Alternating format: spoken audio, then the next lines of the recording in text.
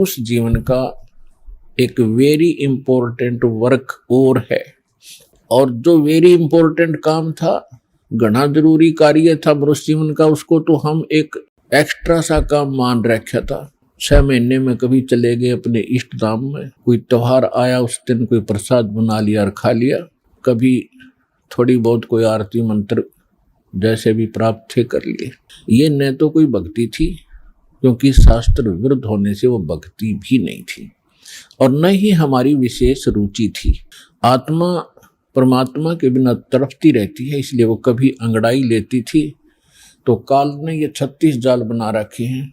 कोई तीर्थ बना दिया, कि तो मंदिर बनवा दिया, कहीं पर ये नकली संत बैठा दिए हुआ बाई बकने वाले, तो हम वहां जाकर अपनी आत्मा को संतोष दिलाते थे कि हमने मत्था टेक लिया, 5.25 का प्रसाद बांट दिया और नाम ले लिया गुरुजी से, हमारा कल्याण हो ही जाएगा।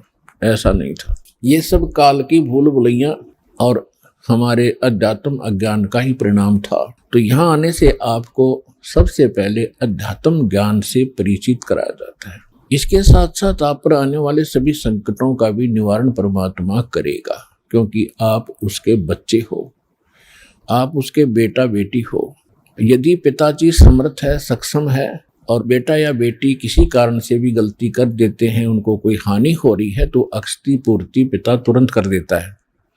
यदि वो पुत्र और पुत्री भविष्य में माता पिता के अनुकूल चलना का वायदा करे। इसी प्रकार हम बिगड़ गए हैं, अपने परमात्मा पिता से विमुख हो गए थे, और इस काल के जाल में फंस के हम अनेकों कष्ट उठा रहे। जिसमें हम परमात्मा के पुनः समर्पित हो जाएंगे, वो हमें फिर सभी सुख देगा, उस पिता की तरह जो अपनी संतान को देता ही।